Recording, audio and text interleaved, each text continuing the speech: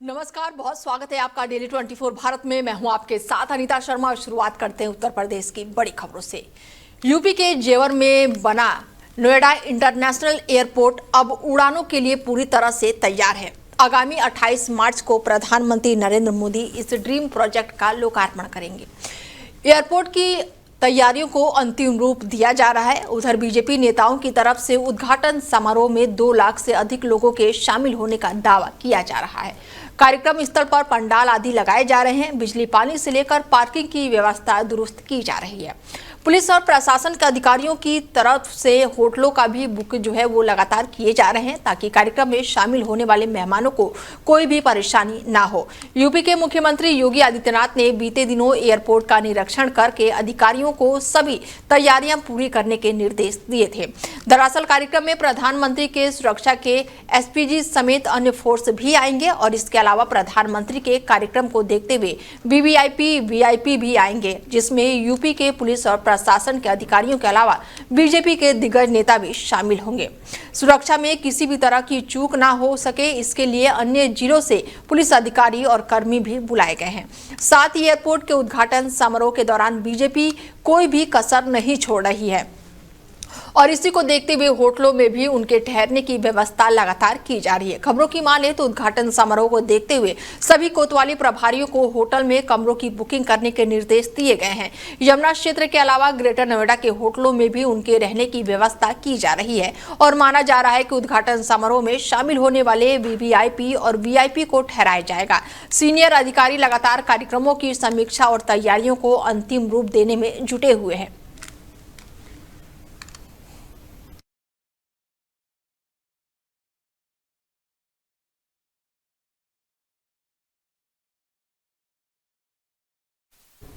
वहीं राम जन्मभूमि मंदिर में रामनवमी के अवसर पर एक बार फिर से भव्य और दिव्य कार्यक्रम आयोजित किया गया। सुबह से ही मंदिर परिसर में धार्मिक अनुष्ठानों की शुरुआत होगी, जिसमें देश भर से आए श्रद्धालु शामिल होंगे। सुबह 9 बजे से ही पुजारियों का एक प्रतिष्ठित दल पूजन के लिए इस दिव्य अभिषेक की प्रतिक्रिया को संपन्न करेंगे। भगवान रामलला को दूध, दही, पंचामृत और सुगंधित दिव्यों और पवित्र सरयू जल से अभिषेक किया जाएगा और इस पावन अवसर पर मंदिर की छटा देखते ही बन रही है और पूरी अयोध्या नगरी भक्ति के रस में सराबोर नजर आ रही है।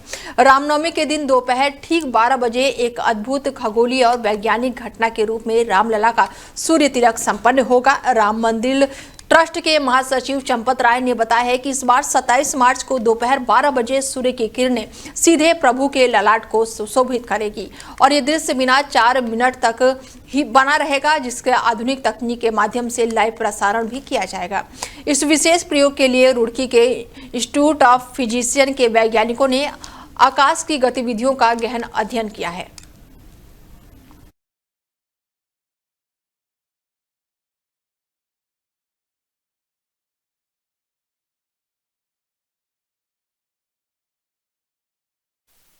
वहीं उत्तर प्रदेश के AIMIM प्रदेश अध्यक्ष यानी कि हाजी शौकत अली ने विवादित बयान दे दिया है, जिससे प्रदेश में सियासी हलचल तेज हो गई है।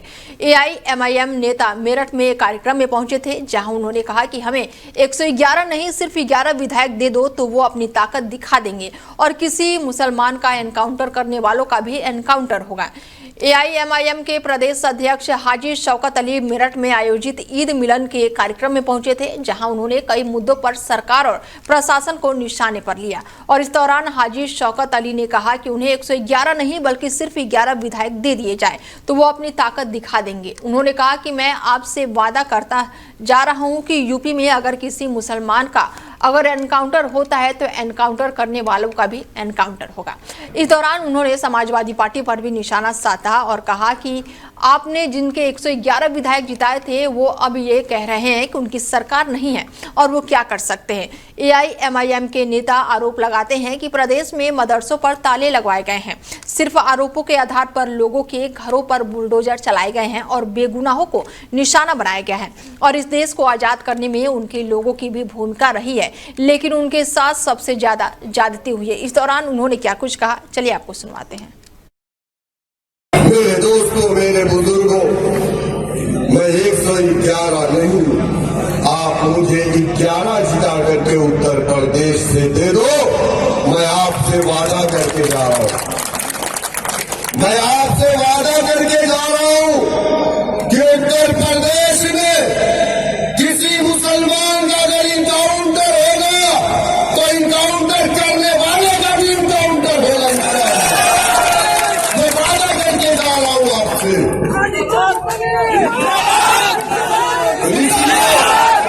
मेरे दोस्तों, मेरे बुजुर्गों,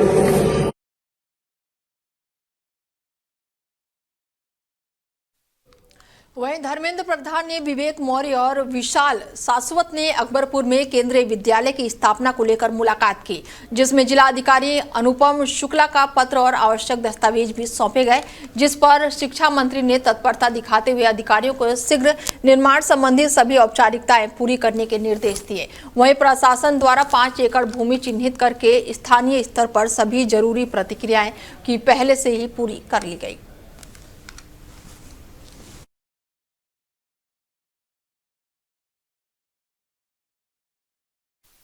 वहीं अकबरपुर के पूर्व विधायक पवन पांडे को चंपा देवी जमीन प्रकरण में लखनऊ उच्च न्यायालय में जमानत प्रदान की गई और इस फैसले के बाद से पूर्वांचल में उनके समर्थकों और आम जनता में खुशी की लहर दौड़ गई।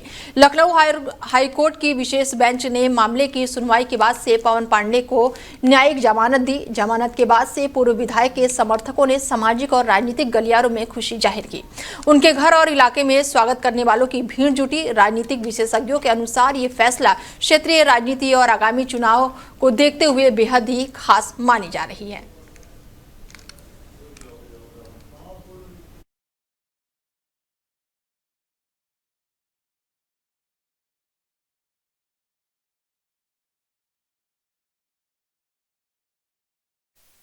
वहीं अमेठी के footwear design and development institute के कार्यकारी निर्देशक सुनील कुमार त्रिवेदी ने प्रेस कॉन्फ्रेंस में बताया कि सत्र 2025 और 26 में प्रवेश में 400% से अधिक वृद्धि दर्ज की गई है, जहां पर MBA और रिटेल मर्चेंट कोर्स की सभी सीटों जो है वो भरी जा चुकी है और इस बार 4 साल से लेदर लाइफस्टाइल और प्रोजेक्ट डिजाइन कोर्स की शुरुआत के साथ ही MBA में 10 सीटों की बढ़ोतरी की गई है। साथ ही पिछले सत्र 2024 और 25 में 100% प्लेसमेंट के बाद से इस साल भी 90% से अधिक प्लेसमेंट के लक्ष्य हैं। देखिए, हमारे संस्थान के जो प्रोग्राम्स हैं वो स्किल बेस्ड प्रोग्राम्स हैं। इन प्रोग्राम्स के साथ एक खास बात ये है कि इसमें ना केवल इन प्रोग्राम्स को करने वाला छात्र ना केवल नौकरी के लिए एलिजिबल हो जाता है, ना केवल अच्छी नौकरी पा सकता है, वरन अगर वो चाहे तो अपना स्टार्टअप बना सकता है, अपनी एंटरप्रेन्योरशिप बना सकता है।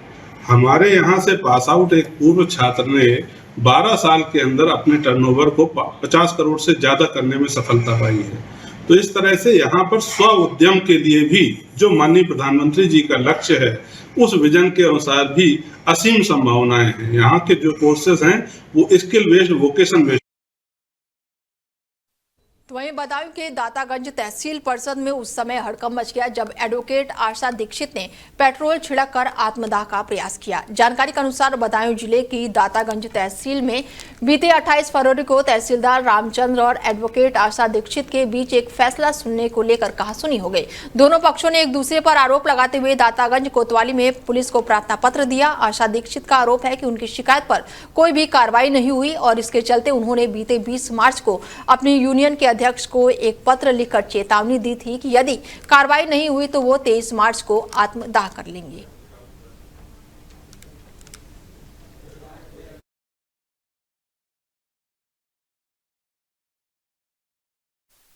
वहीं बदायूं जिले में जमीनी विवाद को लेकर एक युवक के टावर पर चढ़ने से हड़कंप मच गया है। बताया जा रहा है कि युवक लंबे समय से जमीन के विवाद को लेकर परेशान चल रहा था और कई बार शिकायत के बावजूद भी समाधान न होने से उसने ये कदम उठाया। स्थानीय लोगों के मुताबिक युवक कुछ महीने पहले भी इस तरह के टावर पर चढ़कर विरोध जता चुका है। युवक ने आरोप लगाया है कि पूर्व ब्लॉक प्रमुख लाखन सिंह सहित बीजेपी नेता राहुल और मुकेश समेत कई लोगों द्वारा उसके साथ दबंगई और उत्पीड़न किया जा रहा है। उनका कहना है कि उनकी जमीन पर जबरन विवादित बोर्ड लगा दिया गया है, जिससे वो मानसिक रूप से परेशान है। घटना की सूचना मिलते ही पुलिस मौके पर पहुंची है और जिसके बाद से युवक को किसी तरह से नीचे उतारा गया। मैं पहले भी 15 सितंबर 2025 को एक बार टावर पर चढ़ चुका हूं और टावर पर चढ़ने के बाद ही मैं अपनी ज़मीन पर कब्जा व निर्माण कार्य कर पाया था। उससे पहले 4-5 साल तक मैं अपनी भूमि पर न कब्जा कर पा रहा था, न किसी प्रकार का निर्माण कार्य कर पा रहा था। अब बहुत परेशान होकर, पुनः दूसरा के बहुत परेशान होकर मैं फिर आज टावर पर चढ़ गया हूँ। टावर पर चढ़ने का मेरा मुख्य कारण यह है, मेरी भूमि के सामने लाखन सिंह व इनके साथीगण मेरी भूमि के जस्ट सामने ही बोर्ड लगा देते हैं कि ये भूमि विवादित है, ये भूमि विवादित है, जबकि इन्हें किसी प्रकार से विवादित घोषित करने का कोई हक नहीं है। विवादित घोषित करनी है तो किसी प्रकार के आदेश से, किसी प्रशासन के आदेश से, किसी सरकारी आदेश से ये विवादित करे तो माना। मैंने कहा हाँ सही है, मगर ये अपनी दबंगई और हेगड़ी के बल पर बार बार बोर्ड लगाकर मुझे परेशान कर रहे हैं। वहीं बलिया क्षेत्र में लगभग 24,74,000 रुपए की लागत से बन रहे निर्माणाधीन सौदा गृह में मानकों की अनदेखी का मामला सामने आया है, जहां पर ग्रामीणों ने आरोप लगाया कि निर्माण में घटिया और 2 नंबर की ईंटों का इस्तेमाल किया जा रहा है। बाउंड्री वॉल में निर्धारित 23 पिलरों की जगह ईंटों से ही पिलर को तैयार कर दिया गया है और साथ ही पुरानी ईंटों और पहले से लगे सीमेंट के उपयोगों के प्रमाण भी दिखाए गए हैं। ग्रामीणों का कहना है कि शिकायत के बावजूद भी केवल औपचारिकता पूरी की गई है। वहीं जब इस मुद्दे को ग्राम सचिव के सामने उठाया गया तो शिकायतकर्ता के खिलाफ थाने में तहरीर देकर मामला दर्ज करा दिया गया। हालांकि बाद में दोनों पक्षों की सहमति से विवाद को शांत करा दिया गया, लेकिन पूरे मामले ने निर्माण कार्य की गुणवत्ता और प्रशासनिक कार्यप्रणाली पर गंभीर सवाल खड़े कर दिए। अंत्येष्टि स्थल बन रहा है ग्राम सभा बलेसरा में, मैं वहीं मौजूद। ये 24,74,000 की लागत से बन रही है। पूरा मामला ये है सर कि इसमें हर 10 बाउंड्री वाल में हर 10 फीट पे एक पिलर होना चाहिए और नक्शे के अनुसार पिलर नक्शे में दिया गया है, एस्टीमेट में भी दिया गया है, लेकिन प्रधान द्वारा और सेक्रेटरी द्वारा बोला जा रहा है कि हमारे यहाँ जो नक्शा बना है और हमारे पास जो उसका वो एस्टीमेट बना है उसमें पिलर नहीं पास है, हमारे यहाँ ईंट का पिलर पास है। अच्छा जी सर। तो सर मैं आप देख सकते हैं एक में थोड़ा सा टूटा हुआ है, उसमें पिलर नहीं बल्कि 2 नंबर का ईंट दिखाई दे रहा है। बस एक थोड़ा सा सीमेंट छूटा हुआ था, उसके ऊपर मेरे को फंसाने के लिए मुकदमा किया गया है कि इनकी आवाज़ को उसी के थ्रू दबा दिया जाए। क्या स्थिति है आपके शमशान घाट की? यहाँ सही कार्य नहीं हो रहा है। ऐसा क्यों? इसलिए कि मनमानी करते हैं लोग। कौन मनमानी करता है? यहाँ का प्रधान सचिव। क्यों मनमानी कर रहे हैं भाई? तो मानक के अनुरूप बनना चाहिए। मानक का रूप बनना चाहिए, लेकिन वो लोग जबरदस्ती करता है तो उसके आगे क्या कर सकते हैं? क्या था इसकी शिकायत आप लोग कहीं की है कि? बहुत जगह किए हैं, कई बार किए हैं, कोई सुनवाई नहीं होता है। कोई अधिकारी आता है उसको पैसा दे करके हटा देते हैं लोग। अच्छा, लेकिन अधिकारी तो कह रहे हैं कि जो भी काम हो रहा है मानक के अनुरूप हो रहा है। तो आप तो आए ही हैं सर, आप देख लीजिए कि ईंट कैसा है, कैसा यहाँ कार्य हो रहा है, छड़ लगा है कि नहीं लगा है, पिलर कैसे बना है, दीवार में ईंट कैसी लगी है, सब। नहीं, तो लेकिन अभी तो ये पिलर दिख रहा है, अभी यहाँ तो पिलर दिख रहा है। पिलर दे दिया गया। वहीं गोंडा में सामाजिक न्याय के पुनरोध और लोक अदालत के जनक माने जाने वाले पूर्व राज्यपाल सांसद स्वर्गीय बाबू शिवदयाल सिंह चौरसिया का 123वीं जन्म जयंती धूमधाम से मनाई गई। कार्यक्रम में मुख्य अतिथि के रूप में सुरेश चौरसिया और प्रभात वर्मा ने प्रतिमा पर माल्यार्पण और दीप प्रज्वलित किया और इस अवसर पर सुरेंद्र चौरसिया ने समाजवादी पार्टी के पीडीए पर निशाना साधते हुए कहा कि असली पीढ़ी भारतीय जनता पार्टी में है। उन्होंने बीजेपी के लोकतांत्रिक कार्यप्रणाली और आदिवासी समाज की बेटी के राष्ट्रपति पद तक पहुंचने के उदाहरण देते हुए पार्टी की उपलब्धियां और महापुरुषों के आदेशों पर देश को आगे बढ़ाने की प्रक्रिया को प्रयास को जारी किया। बाबू शिवदयाल सिंह चौरसिया जी की जयंती पे आज ये कार्यक्रम रखा गया, संगोष्ठी एवं सांस्कृतिक कार्यक्रम है। इसके मुख्य अतिथि हमारे देवरिया से चल के जो हमारे समाज के विधायक हैं वो थे और विशिष्ट अतिथि के रूप में हमारे विजय चौरसिया जी थे, ऋषि चौरसिया जी थे और हमारे जनप्रतिनिधि के रूप में गोंडा से प्रभात वर्मा जी हमारे बीच में उपस्थित थे और हमारे समाज के जो प्रतिनिधि करते हैं वो इस सम्मेलन में, इस कार्यक्रम संगोष्ठी कार्यक्रम में आए थे और इस कार्यक्रम का माध्यम बस यही है कि हम बाबू शिवदयाल सिंह चौरसिया जी जो हमारे महापुरुष थे उनको हम उनके जीवन गाथा को पढ़ें, उनके जीवन के जो बातें थी वो हम अपने जीवन में कैसे उतारें और कैसे हम अपने समाज से निकल के सर्व समाज का कल्याण कर सकें, सर्व समाज का नेतृत्व कर सकें, यही इस कार्यक्रम का माध्यम।